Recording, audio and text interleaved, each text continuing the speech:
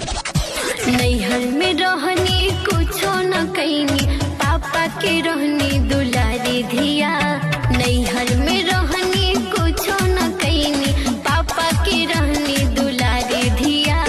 चूल्हा पर खाना बनाई बुनाई लागिला बड़ी धुआं पिया। चूल्हा पर खाना बनाई बुनाई लागिला बड़ी धुआं पिया। चूल्हा पर खाना बनाई बुनाई जाके लिया दिया मानी मोर कहाना बाजी। नाही तो दियो बुनाई थाली में भोजना बाजी।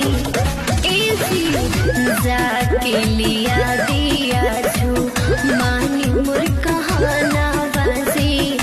नाही